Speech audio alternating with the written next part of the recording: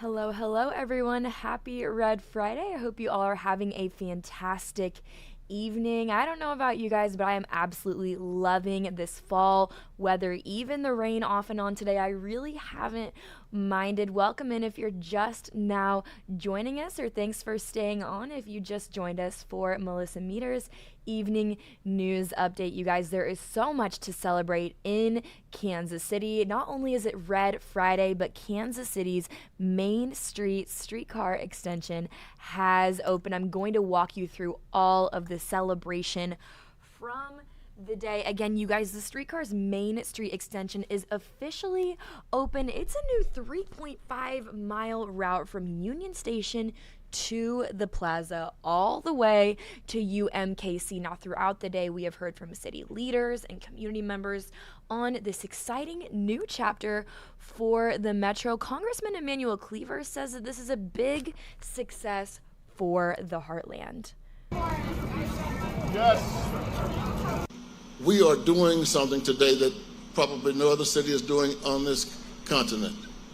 We're celebrating a big success because we work together. I love seeing projects like this come to life because we're not just talking about moving people, we're talking about moving communities forward. Kansas City Mayor Quinton Lucas spoke on how the new extension connects the entire Kansas City community. We bridge important divides, east-west across Troost, east-west across state lines, and more than anything, working each day to connect our entire community. Now, before we get into some more of today's excitement, I do want to give you guys a little crash course. It's going to be a history lesson on the past with Kansas City's streetcar, you guys, dating back to the 1920s. We're taking it over now to KCTV5 morning anchor Carolina Cruz. Kansas City, it's a day to celebrate after all the construction, the dust, and the anticipation. That familiar of the streetcar is now the sound of a fully connected Main Street. The new 3.5-mile extension officially opens. It's a full circle moment. In the late 1800s, it wasn't powered by electricity, instead by horses and mules. By the 1920s, it was off to the races with a similar setup to what we have now. To understand why today's ribbon cutting is so historic, we have to remember why those tracks went silent. What's old is new again. Let's ride back to the 1950s, the fading of the streetcar's first golden era. The automobile was king, and the city felt pressure to pave the way for buses. In 1957, the last car rolled and the rails went silent. Fast forward to 2016, a new generation, a new vision, and Kansas City got back on track. I have to tell you, this is one of the best mornings that I've had here in Kansas City. Popularity exploded. The 2-mile starter line racing from Union Station to the River Market was more than novelty. It became a vital connector. Riders wanted more. Down to the plaza would be cool, and actually out to Truman Sports Stadiums. That'd be great. I'm old enough to remember when there used to be streetcars running all the way out to Waldo. So I think Plaza, Brookside, Waldo would be the natural extension. Destinations that could be on the horizon as a huge piece of that dream becomes a reality. As you can now ride from the front steps of UMKC through the art and energy of Midtown, past the plaza, all the way to the River Market. A true north-south connection rebuilt for today.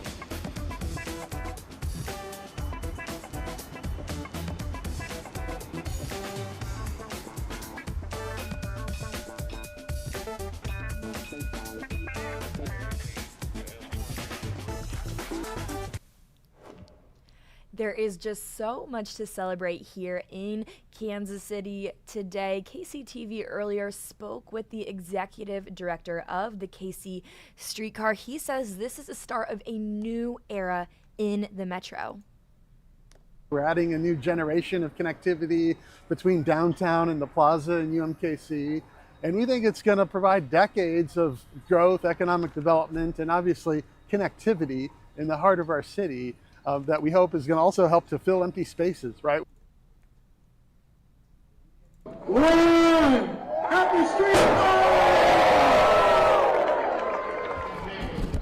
That's a look earlier today at some more celebration, the opening of the Main Street extension for the Kansas City streetcar. Now I'm going to go ahead and walk you through a little bit more on what this features. It features 8 stops and truly connects the north of Kansas City to the south, and of course it's great timing with the World Cup only 8 months away and hundreds of thousands of visitors expected to make their way out to the metro. And if you're wondering what else could possibly be next for the Kansas City streetcar, well, you guys, it just keeps getting better. In early 2026, the Riverfront extension will be open. Again, perfect timing for the World Cup coming to the metro next summer. Now, we also sat down with locals who are excited for the new extension. Take a listen in. You think you use the streetcar when you're in town here? Quite often when I'm here, especially with it going further, because the plaza is a place that I frequent all the time, Benihana, Cheesecake Factory over there and everything. Okay. So yeah, it's much obliged.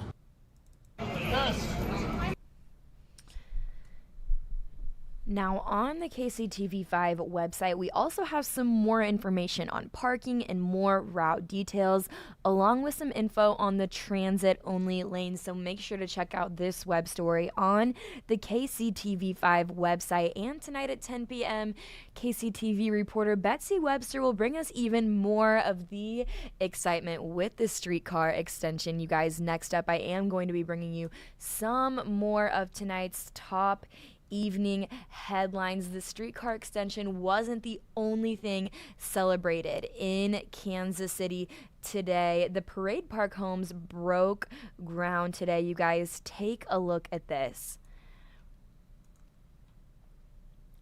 It's a redevelopment project near 18th and Vine, and it's a $300 million transformation. There's a graphic outlining what it will look like when it's complete.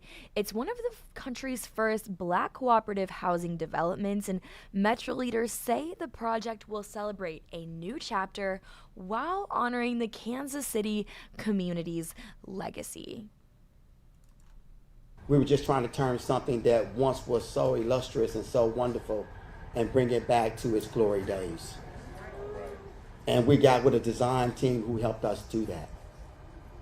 And as a result of that, you guys are looking at something that I believe that is going to be not only a beautiful project, but it's going to transcend this whole district here. The Parade Park Homes project is expected to bring 1,100 homes to the Kansas City community. You guys, I absolutely love these graphics outlining what it will look like when it's complete. Super exciting day, again, to be living in the Kansas City metro. Now, switching gears just a tad, emergency crews were called and responded to a massive fire this morning east of 71 Highway and 35th Street. The fire department says that the first call came in around 9:30 a.m. this morning, and it started at this apartment building but spread to the yellow house next door, shown on your screen now. And while the apartment building is vacant, we're told someone lives at the house, and Kansas City Fire Department officials tell us that this usually is the time of year when homeless individuals will go into abandoned properties to try and get warm. Now, KCTV did talk to a witness who pulled over when she saw the flames this morning. Flames were really, really big, and they were moving fast enough for me to get off the highway and come right here. The whole apartment complex was gone.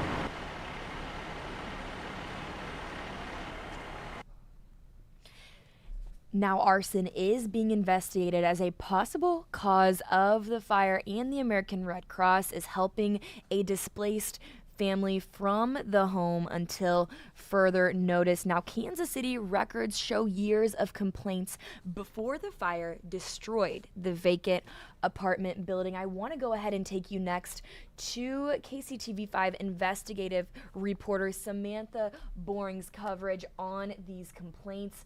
today. Go ahead and it walks you through the more than 10 complaints about this complex that have been submitted by residents since 2021, you guys, 4 years ago. If you go to this story on the KCTV5 website, it goes ahead and gives you a link and a breakdown of every single complaint. I want to go ahead and read just a couple. One description, this was from 2023. The description says in the complaint that this is a dangerous building that could literally fall down at any moment. Whoever submitted this also said that the roof had partially collapsed and the foundation looked unstable. They go on to say the doors and windows were broken and homeless people were in and out, and the quote does continue there. I do want to go ahead and read one more quote again submitted. Someone else said that the house is dangerous, the trash is this way for, okay, and they actually don't know. So, excuse me guys, again, everything in this web story, all of the complaints are listed again on the KCTV5 website. We're going to go ahead now and go to a quick ad break. When we come back, we will be bringing you more of today's top headlines from right here in Kansas City. We'll be back soon.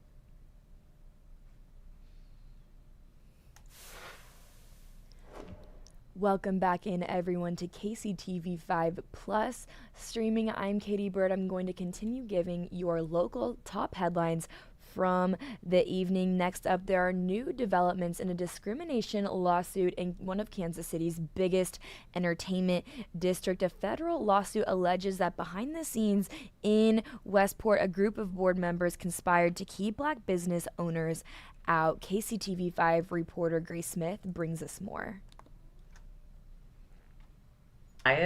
Cecilia Brown represents Euphoric LLC and The Source LLC, 2 out of the 3 Black-owned businesses in this racial discrimination lawsuit against the Westport Community Improvement District. They paid their deposits. Unfortunately for them, the Westport CID members learned they were Black. They found a way to violate their contracts. In the lawsuit, all 3 business owners claim the Westport CID and property owners made discriminatory comments about the, quote, hip-hop crowd they attract, linking it to violence. The lawsuit states this led to their leases being violated, business plans blocked, and financial losses. Both companies have been prejudiced in the way that they've lost out on business opportunity and business revenue. It also says the CID uses a good neighbor agreement to control businesses. We were able to get a look at a copy of the Westport Good Neighbor Agreement, and it shows a list of things owners can and can't do. And if they didn't sign it, there would be additional fees to pay. The implication that it has is if you don't sign it, then we're going to charge you 20% of every drink that you pour. In the agreement, Brown's team alleges a racketeering scheme controlling who gets a liquor license. So the Good Neighbor Agreement is quite literally being used as a tool of extortion, bribery, coercion, and that is exactly how we get to our claim of the RICO. Following our interview with Brown, KCTV5 asked Westport CID for an interview, to which they declined. They referred me to this statement released Thursday, strongly denying these allegations, saying in part, quote, "Diversity has always been a strength of this community, and we remain committed to ensuring that everyone feels valued and supported here."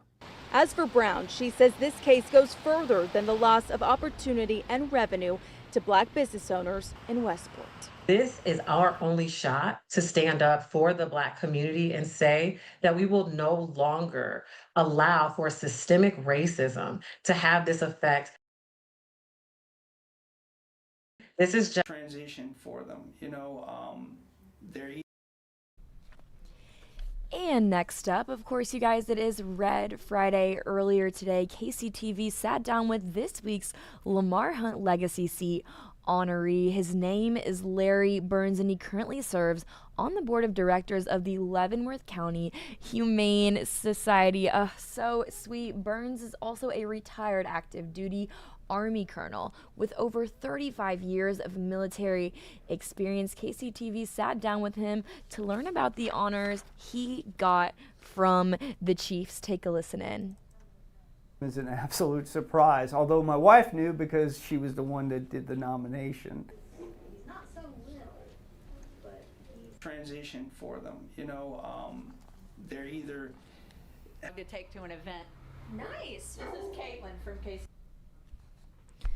It's always great to see people supporting the community, especially when it comes to our local animal shelters. Again, during Larry's years of service, he earned 8 awards, including a Legion of Merit and a Bronze Star. Again, that was during his time as an active duty Army colonel. Again, congratulations, Larry. You guys, in just a minute, I do want to go ahead and transition to a feature story. Earlier today, I sat down with a former Chiefs cheerleader who's actually battling stage 4 cancer. Her strength is truly inspiring. Her name is Sabrina Dotson, and she has such an inspiring message for not only women here in the Kansas City community, but everyone a part of Red Kingdom. I want to go ahead, take a listen in next to Sabrina Dotson.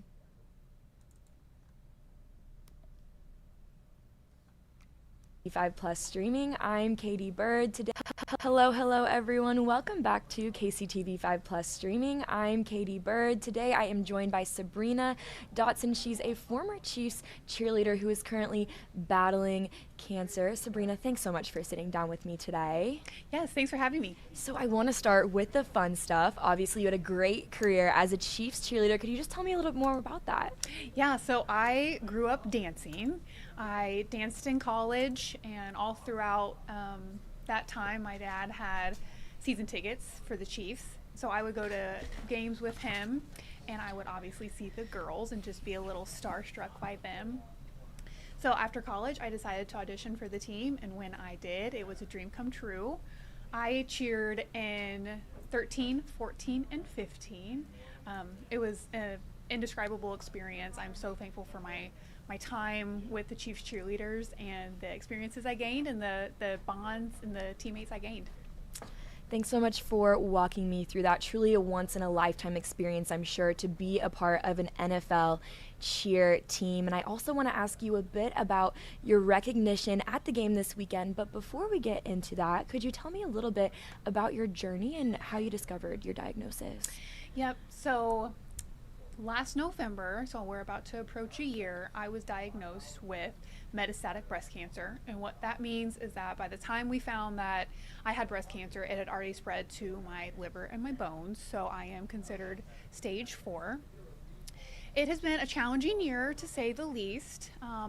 I've really learned to take each day as it is and really focus on finding gratitude, joy, and purpose, just so I can get through those most challenging times.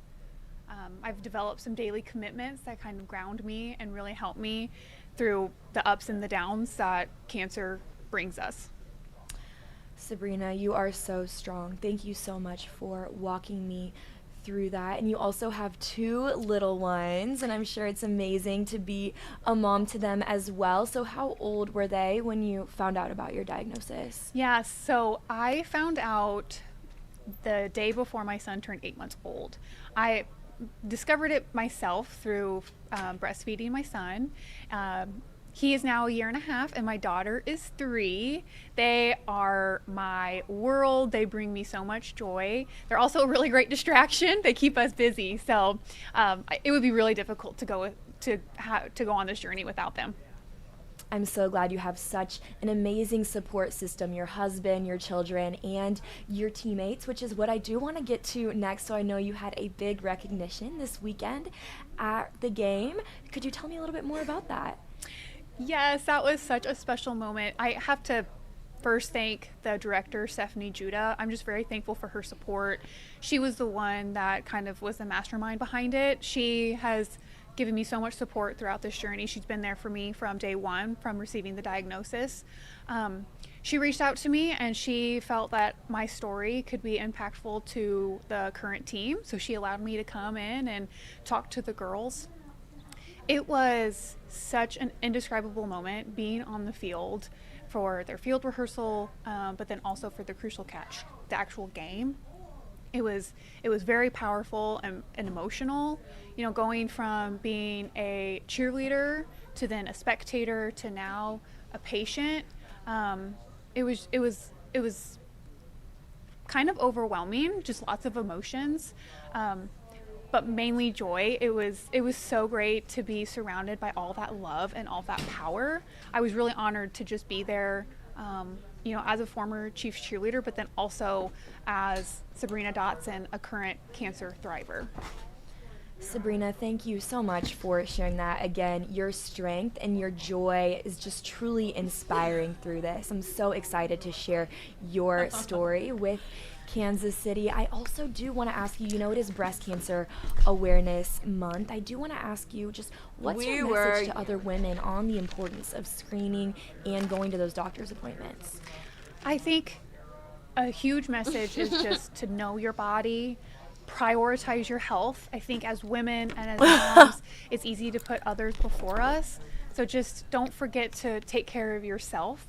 Speak up. There is huge power in early detection. But then also, if you are someone who is diagnosed stage 4 like me, there is still hope. There's still research to be done.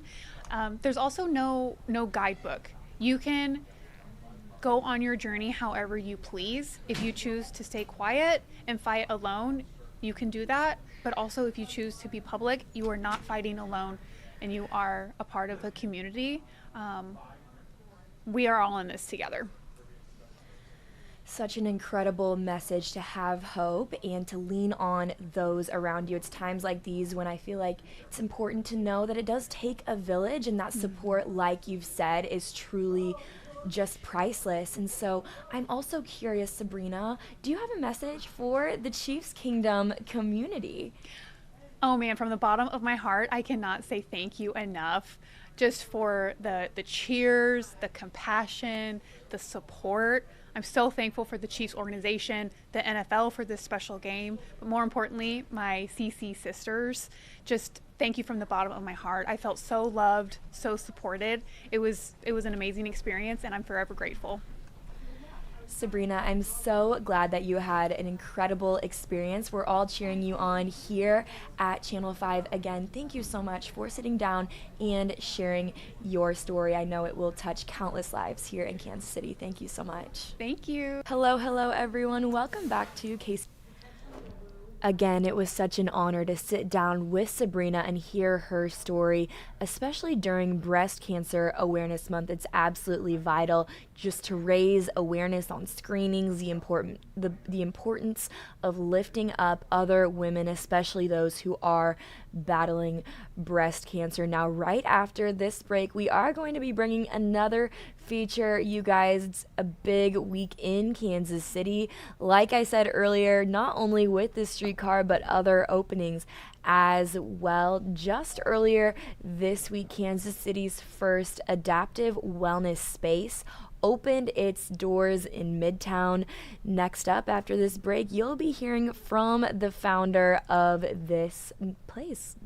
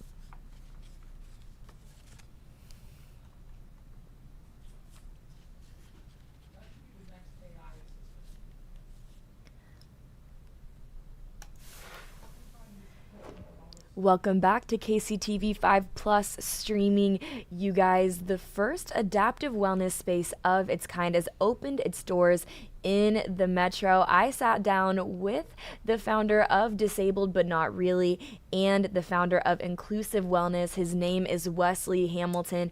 Truly inspiring. Let's go ahead and take a listen in now. Hello everyone. Welcome back to KCTV 5 Plus streaming.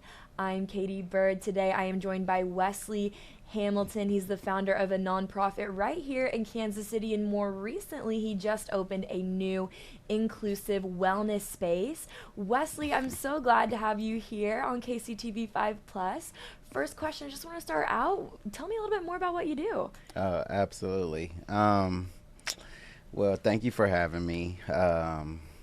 I feel like I wear a lot of hats, but I really take pride in just being a philanthropist and, you know, being a real pillar of the Kansas City community to kind of amplify and bring awareness around disability, wellness, and just all around service.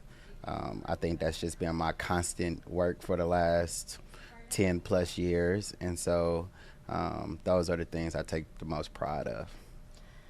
Wesley, thanks so much. I want to start by asking you about your nonprofit that you founded exactly a decade ago. Now it's called Disabled But Not Really. Could you tell me a little bit more about that? Yeah, absolutely. Disabled But Not Really is really geared around helping amplify the quality of life for individuals with physical disabilities.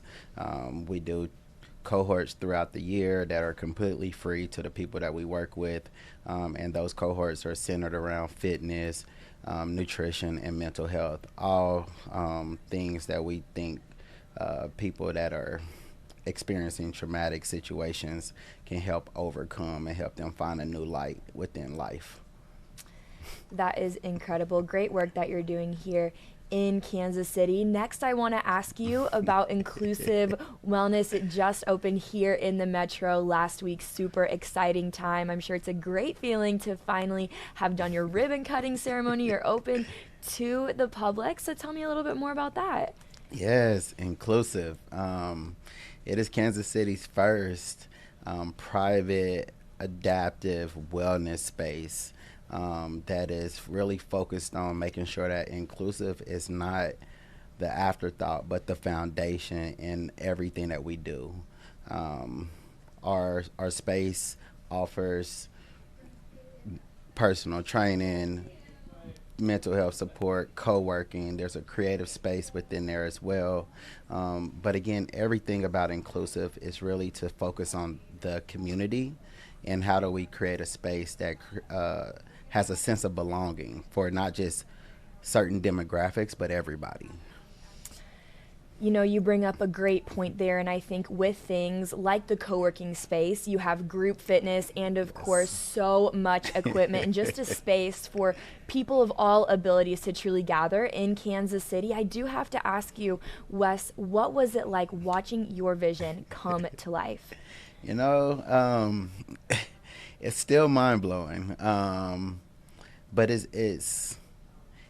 was a great feeling and still is to kind of watch your vision come to life. This is something that I've been working on for 10 years, just writing notes and creating a vision and traveling all in different places to see how you can integrate different communities into one.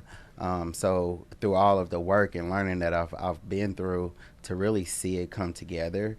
But for me, it was the community aspect too. Like, we're building a space for community, but I can tell you right now, like, the community showed up for me in creating this space. And that alone really let me know, like, this was purposeful. This was something that we needed to bring to the city, and the backing of community to help us build it out and create it into something very vibrant.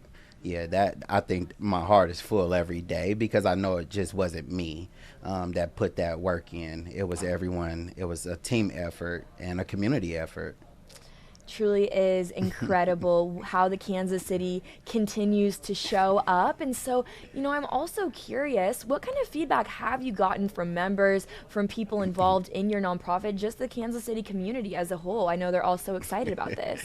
I mean, everyone loves the space. You know, a lot of people are curious of, you know, how are we going to tailor certain things to their demographic or things, but we haven't got any negative feedback, and we're also very open-minded to receiving feedback, as we do want this to be as inclusive as possible to everyone. So I think with us being able to learn in the process of developing, that's really helped us receive positive and, I would say, certain criticism in the sense of making sure that we do build our space for better. But I haven't seen anyone that has not spoke so much of the sense of belonging, how comfortable it is.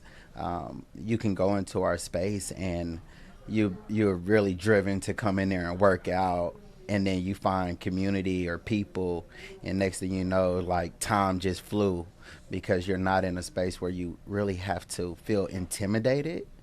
And so I think that just receiving how much people have felt comfortable in the space that we've created has really been some great feedback for us. That is so great to hear, and I know that feedback will just continue to get better throughout the months and years that you guys are open. You know, I think that Inclusive Wellness, what you're doing, you're a trailblazer here in Kansas City. It's the first space of its kind, and just to think that now it's going to be a whole community for people of all abilities, I'm sure it's so rewarding and exciting. Wesley, I am curious, what is your message to Kansas Cityans, whether they know about the space or maybe they're hearing about it for the very first time? Well, you know, you know, Kansas City is such a beautiful place, and we really amplify a lot of mission-driven organizations and a lot of work that is done here. And so what I realized in developing Inclusive was there's a lack of a revolving door. And so when we're thinking about service and how to impact communities, sometimes we are fueling these organizations and these programs. But even for me personally, thinking of Disabled But Not Really, we do programs a couple times a year, and then those individuals don't have nowhere to go until we open that program back up. And so how do you create a revolving door where people don't feel like they're just being served at one point, but they're being served through their journey, through their process? And so I want people in Kansas City to know it's like inclusive is that. We want to serve throughout the year. We want to help you on your journey to wellness, help you on your journey to becoming better. And I think that everyone should understand that message. It's not about holding someone's hand. It's just about creating something that people can continue to see themselves being a part of and not have to make them leave and then come back. We have a door that's always going to be open to the community. Thanks so much for walking me through that, Wesley. And I just want to talk a little bit more about some of the things that you offer at Inclusive Wellness. I know we were chatting earlier. You said you have Group X classes, which is super exciting. You know, a lot of people, maybe it's intimidating for them to go to a gym by themselves, and so they want some extra support. So could you tell me a little bit more about those Group X classes and what you offer? Oh yeah, so we try to make our groups classes pretty inclusive. There will be a lot of different offerings. The beauty of Inclusive Wellness is that there are different pieces that really speak to it. So we have a trainer that focuses directly on women's wellness. We have another trainer that really focuses on strength building. But then you have our organization in there that focuses on people with disabilities. And when you think of a group class and you put all these together, you put everyone with a different mission and passion, you start to see each other become fueled from each other's drive. And so our group classes are really focused on strength. Some of them are just focused on community. Some of them are focused on really just making sure that you're out there and you can be moving, but nothing's intimidating. And it's always going to be open to everyone. We have a booking system on our website that people can go to. And you don't have to be a member to be a part of the group classes. You just got to see when they're available and kind of RSVP to be a part of them. But we'll be opening up adaptive group classes. We'll be focused on strength and wellness, and really building that, and then also doing things particularly just for women. So you will have some programs and group sessions that really just focus on a demographic to help build those communities as well. Truly is something for everyone at Inclusive. I'm so excited, and congratulations again on the grand opening of this space. Wesley, is there anything else that you want to add that I haven't yet touched on? You know, again, we think about wellness as always fitness, but when you come into Inclusive, what it is anything can help you become well. And so we created a space, whether you're going in and working out or co-working. I think that's a real powerful piece, because a lot of people they don't have the balance, and you hear that a lot about when it comes to fitness. Like, I don't have time to go to the gym because I'm working. But now we've created a space that you can take those meetings, you can do that work, and then go back and work out. And I think, like, I just want people to know that we're intentional about what we're offering, and we're really focused on the full body of a person and what they're actually trying to do. And so just know that this space is created for you. It's designed for you. It's created for you. And we believe that you belong there. So see us there. Wesley, again, thank you so much. You know, it truly is a lifestyle, Inclusive Wellness, and it's a community. I'm so excited. Once again, thanks so much for sitting down on KCTV5 Plus to feature your new space. I'm so excited to share it with the Kansas City community. Absolutely. Hello, everyone. Welcome back to Hello, everyone. Welcome back to KCTV. It was so great to sit down with Wesley and learn more about inclusive wellness. It's open now in Midtown of Kansas City. Make sure to check out their website if you're interested in learning more about their co-working spaces, their adaptive wellness equipment, or maybe just the community aspect that they offer. Right after this break, we will be going into your top national headlines. We'll be back soon.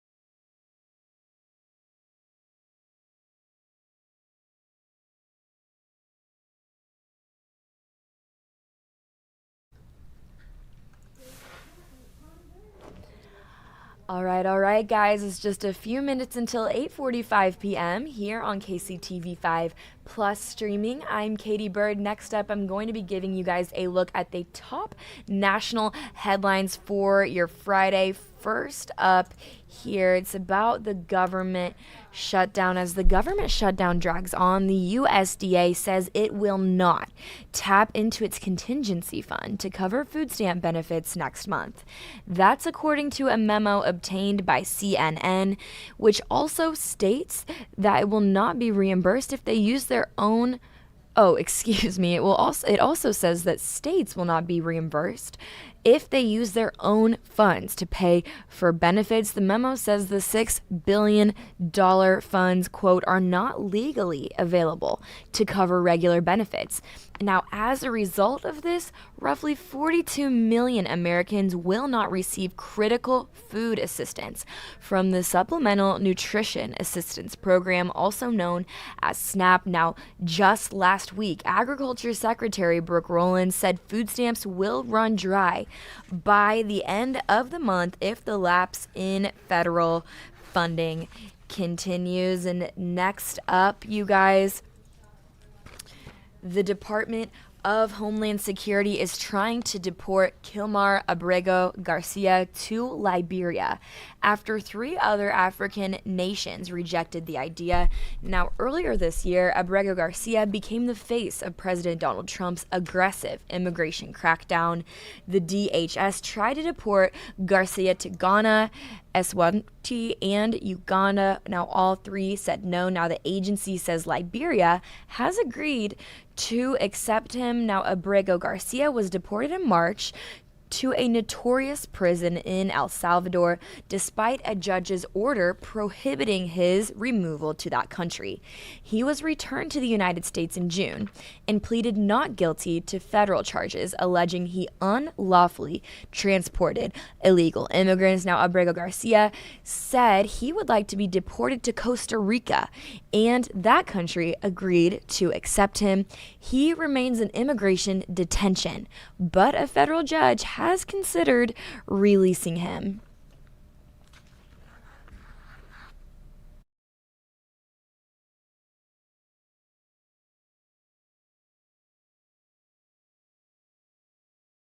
And next up, take a look at this. At least 4 trucks were seen dumping dirt at the East Potomac Park golf course in Washington, D.C. on Friday. According to an unidentified construction worker, the debris came from the east wing of the White House. Now, workers were seen unloading, fencing, and reinforcing the barriers around the site. A National Park Service employee was also seen putting up signs that said, "Do not enter the restricted area" at the entrance. The east wing of the White House was recently demolished to make room for President Trump's new ballroom. And you guys, speaking of the White House South lawn is set to be very spooky on Thursday. That's when President Donald Trump and First Lady Melania Trump will host Halloween there. Kids and their parents can visit trick-or-treat booths and enjoy fall decorations until 8:30 at night. Now, the first couple will hand out candy.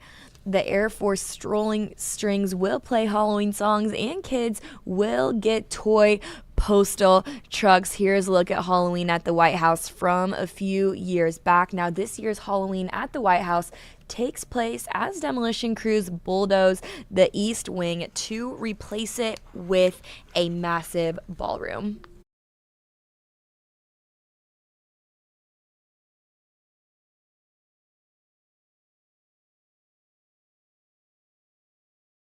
And while we're on the topic of Halloween, you guys, I can't believe it's already a week from today. You might be planning to carve pumpkins this weekend in preparation, but here's your reminder to be extra careful. Now, according to the United States Consumer Product Safety Commission, more than 1,500 Americans each year end up in the emergency room around Halloween due to pumpkin carving accidents. Sharp knives can easily slip and cause serious injuries to fingers, hands, and even tendons. Now, experts say it's best to keep knives out of kids' hands and leave the carving up to adults. And it falls while trick-or-treat accidents and pedestrian accidents are also common on Halloween. Children are more likely to be struck and killed by a vehicle on Halloween than any other day of the year. Pretty shocking statistic, but it does make sense with how busy most neighborhoods are in the country on Halloween.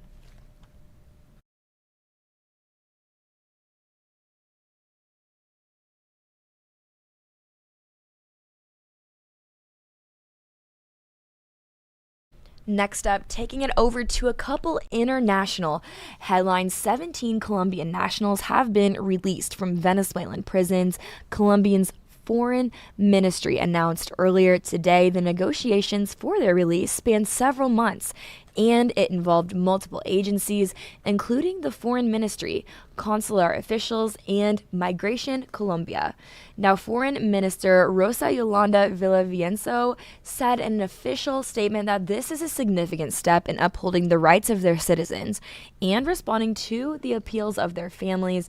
Now, the ministry added that the individuals will be transferred to their places of origin or destination where they will receive appropriate support. Now, a diplomatic source told CNN that additional releases of Colombian nationals are expected in the coming hours and days. And just weeks ago, families of detained Colombians held a protest on the Simon Bolivar International Bridge. This connects Colombia and Venezuela. This was demanding their loved ones' release.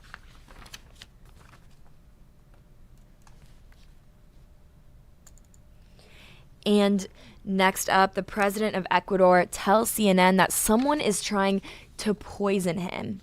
Daniel Noboa claims there have been several attempts on his life in recent months.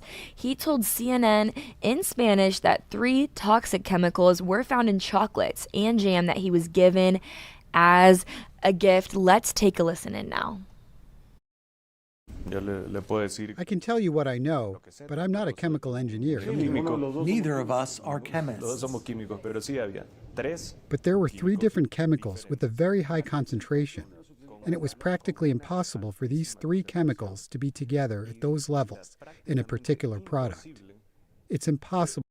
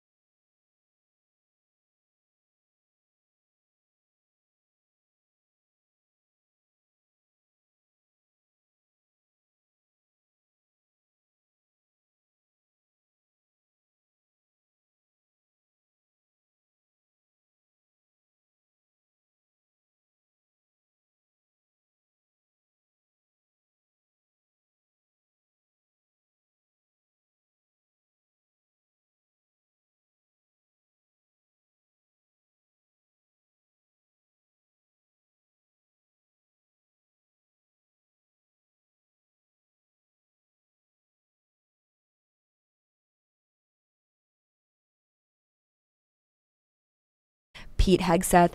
43 people have been killed since the start of the campaign. Now, administration officials have been aggressively trying to link Venezuelan President Nicolas Maduro to the drug trade. But according to the UN, almost all coca crops, the main ingredient of cocaine, come from Colombia, Peru, and Bolivia.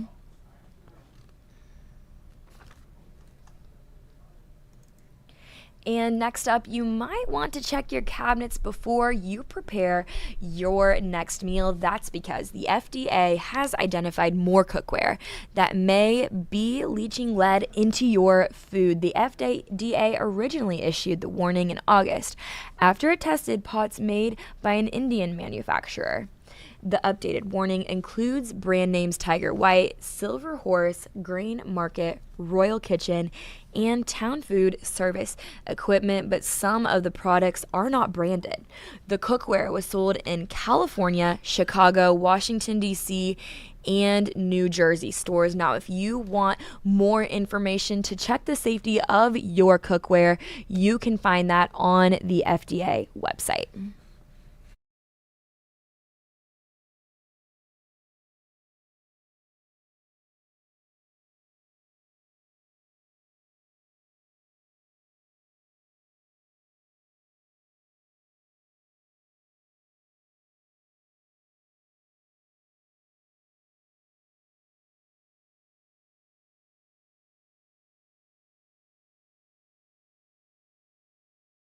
The Food and Drug Administration has approved Lingquit, taken once a day. Now, unlike other therapies, the drug does not rely on hormones. Instead, it's designed to block brain chemicals that trigger the symptoms.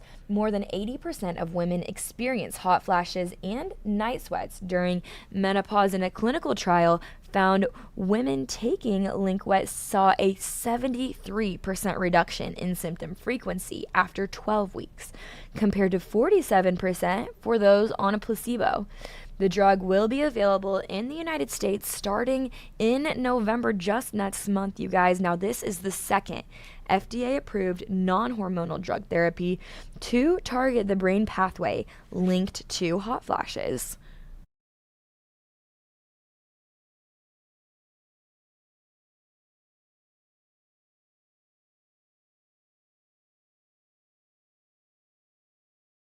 And next up, bringing you a little bit of consumer news for your Friday. Consumer sentiment declined this month, mostly due to concerns about inflation. That's according to the University of Michigan's most recent survey, whose director said consumers seem mostly unfazed by the economic effects of the government shutdown so far. Consumer sentiment fell 1.5 points in October to a reading of 53.6. That's the 7th lowest reading on record, going back to 1952.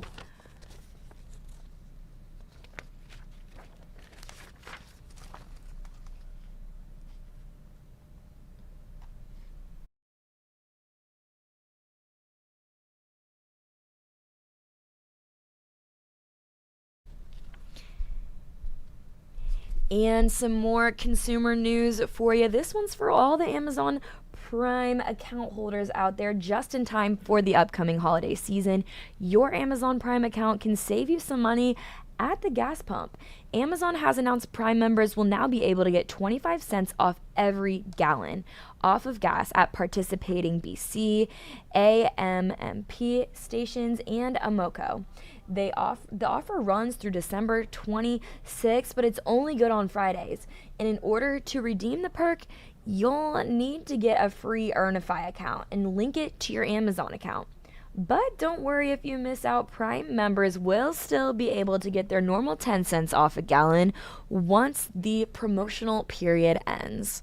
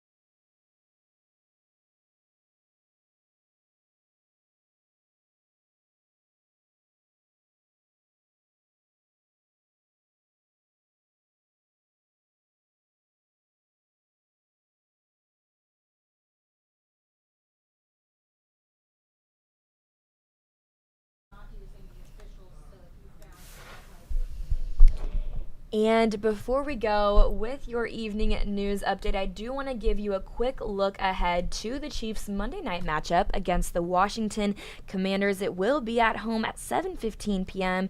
in an attempt,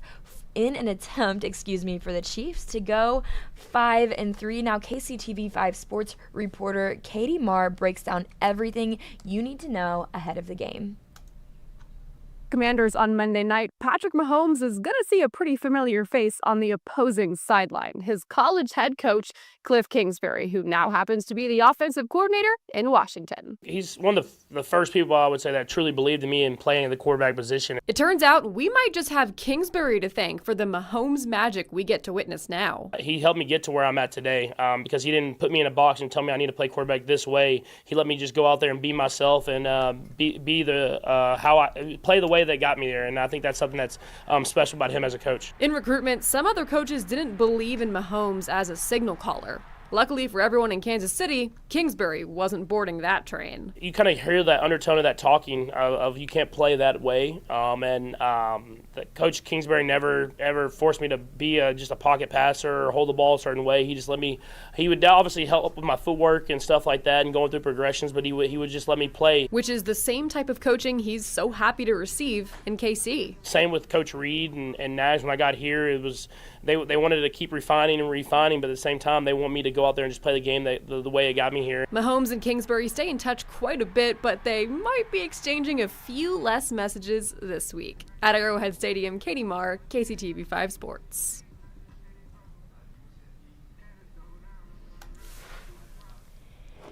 And if you're curious, what are the players' mindset going into the Monday night matchup against the Commanders? Well, we heard from Isaiah Pacheco earlier today. He says it's all about that championship mentality. Every team that comes plays like it's their championship. This is our championship as well. So you just know that, having that in the back of your head, that this is a championship every week.